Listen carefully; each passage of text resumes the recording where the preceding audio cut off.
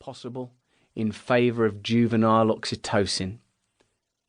Whilst the relationship didn't work out, or at least didn't endure until one of us died, it was a hugely informative and transformative experience. It exposed a lot of my flaws, my neediness, my codependency, and the warped manner in which I was unconsciously selecting partners to initiate relationships that could not succeed.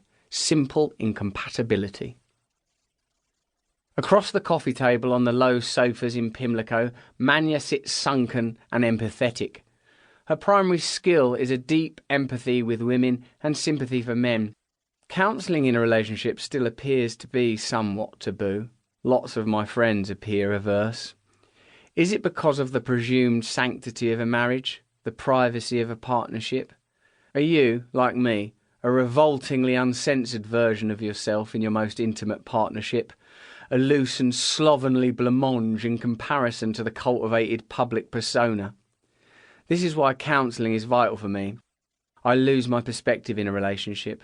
My tendency is to set my partner up as the fulcrum and emissary of all reality, like they are world secretary, responsible for everything from the whereabouts of my keys to life after death. Good therapists, who I hear submit are different from mentors only in name, have a capacity to feel and intuit the requirements of their client. Whilst therapy can be underwritten by myriad methods and techniques, in practice they are dealing with human beings who are hard to quantify or categorise, especially when it comes to subtle mental patterns and psychic habits. What uniformity is there in depression? There must be such variety according to the peculiarity of the patient. Impossible to take an accurate biopsy of such subjective conditions as lethargy, sadness and despair. So whoever it is on the chair or sofa opposite you needs to be able to feel you in the space between. To deduce what you need from your breathing and your eyes. My faith in Manya's compassion was sufficient to withstand the expiration of the first relationship that she counselled me through. In fact, it enhanced my faith in her abilities. She helped me to see that it was a lost cause, that you can never base a relationship on the hope that the other person will someday change. You are in a relationship with the person as they are today. If they want to change themselves, that's encouraging, but you will never change them. My wife and I leapt into therapy with ridiculous haste. Our second date was marriage guidance. We'd dated a decade before and had a beautiful time, but were not ready for commitment. I, in particular, was like an unmanned lawnmower chewing through a jungle of possibility. When we found each other again, there was a real cut-to-the-chase mentality, like an arranged marriage that we arranged ourselves. Do you want children?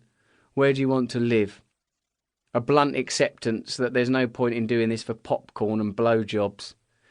We'd both come out of relationships that were of the demented romance variety and were ready for something different.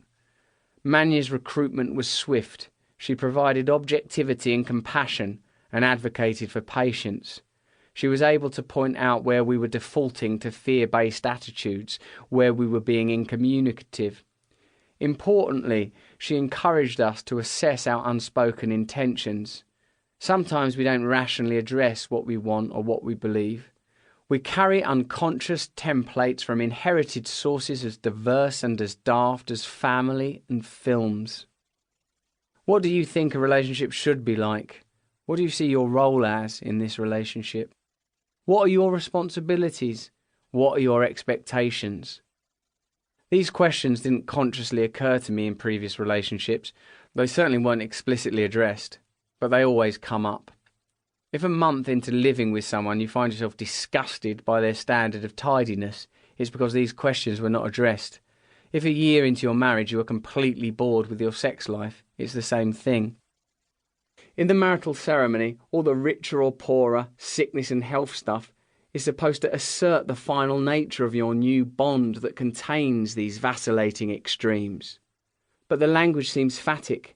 It might as well be the lyrics to Agadoo. Do you promise to push pineapple, shake a tree? Perhaps the inability of the secularized church to tackle the reality of human relationships is one of the reasons for its ongoing decline. When we attended a mandatory course in order to use a quaint village church as the set for our wedding, the vicar seemed embarrassed by the idea of God.